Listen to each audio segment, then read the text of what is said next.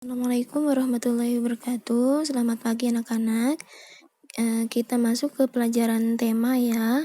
Silahkan buka halaman 45 LKS tema 2. Di sini ada gambar perintahnya. Di manakah gambar berikut yang merupakan kewajiban yang ada di rumah. Kita bahas satu-satu ya. Gambar pertama ini menyapu lantai ini merupakan contoh kewajiban di rumah. Alasannya kenapa? Karena termasuk membantu ibu membersihkan rumah. Kemudian gambar kedua, ini ada anak membuang pisang. Ini bukan kewajiban, juga bukan hak, tetapi contoh yang buruk, tidak boleh dicontoh. Kemudian gambar ketiga, ini juga tidak boleh dicontoh. Ini bukan hak dan juga bukan kewajiban. Karena ini perilaku yang tidak terpuji. Ada teman yang jatuh bukannya ditolong malah ditertawakan. Kemudian yang keempat, ini membersihkan kamar tidur sendiri. Nah, ini juga termasuk kewajiban karena kamar yang kalian gunakan itu kan digunakan sendiri, maka harus dibersihkan sendiri. Jangan harus selalu mengandalkan orang tua. Ini kewajiban di rumah. Kemudian contoh kelima, ini ada proses belajar mengajar di kelas. Semuanya mendengarkan dengan baik tuh, tapi ini merupakan contoh hak di sekolah. Haknya apa? Yaitu memperoleh pendidikan yang layak. Nah, kemudian buka kembali halaman selanjutnya yaitu halaman 46. Di sini ada teks bacaan yaitu penggunaan rice cooker.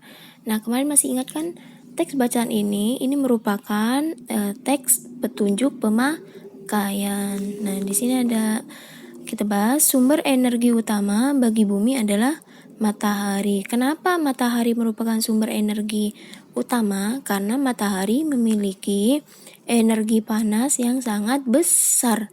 Di alam ini yang memiliki energi panas terbesar adalah matahari.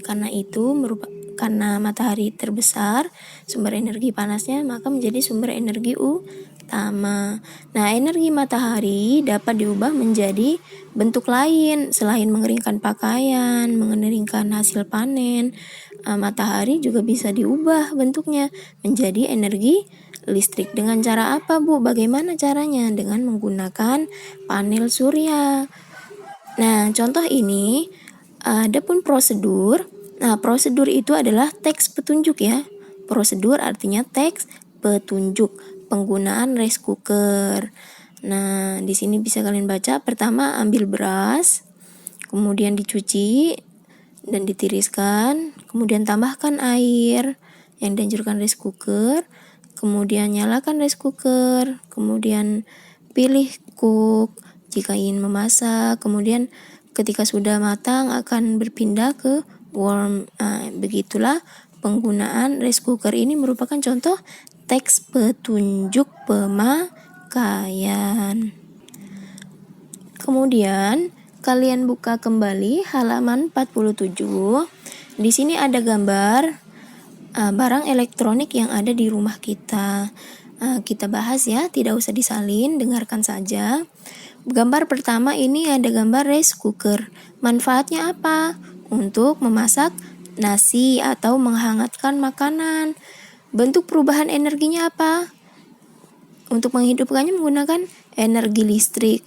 Kemudian berubah menjadi energi panas. Kemudian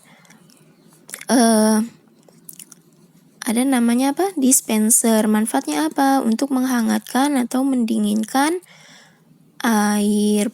Bentuk perubahan energinya dari energi listrik bisa menjadi energi panas. Kemudian kipas angin. Manfaatnya apa? Untuk menyejukkan ruangan. Bentuk perubahan energinya dari energi listrik menjadi energi gerak. Itu perubahan bentuk energi. Jadi dari energi apa yang digunakan menjadi energi apa. Kemudian anak-anak di sini ada gambar keempat, televisi. Manfaatnya apa? Untuk mengetahui suatu informasi atau kita mencari hiburan, bentuk nonton kartun dan yang lainnya. Bentuk perubahan energinya dari energi listrik berubah menjadi energi suara dan cahaya, ya. Bukan energi gambar ya, energi cahaya karena menghasilkan cahaya. Kemudian gambar kelima itu ada setrikaan. Manfaatnya apa? Untuk merapikan pakaian. Bentuk perubahan energinya dari energi listrik menjadi energi panas. Kemudian gambar keenam, manfaatnya untuk menerangi ruangan. Bentuk perubahan energinya dari energi listrik menjadi energi cahaya. Nah, kemudian dibuka lagi halaman 55. Halaman 55 dibuka. Di sini pengertian tentang pantai. Pantai itu artinya batas antara darat dengan laut. Nah, itu aja ya yang simple. Jadi batas antara daratan dengan lautan. Menurut bentuknya, pantai itu ada empat macam. Yang pertama pantai landai, kedua pantai curam, ketiga pantai bertebing, dan yang keempat pantai karang. Yang pertama pantai landai. Pantai landai yaitu pantai yang permukaannya relatif datar. Jadi datar saja seperti pantai-pantai yang kalian lihat kalau di TV-TV itu ya. Itu datar. Jadi contohnya tuh, jadi nggak ada batu-batuan, nggak ada tidak ada batu-batuan, pokoknya datar saja, jadi hanya pasir. Jadi permukaannya itu kalian mau lari kemanapun itu hanya pasir dan jadi kalian tidak tersandung-sandung ya. Contohnya itu pantai mangrove, pantai bukit pasir, pantai delta, dan pantai estuari. Ini contoh pantainya. Kemudian yang kedua, pantai curam. Pantai curam itu biasanya bergunung-gunung. Artinya banyak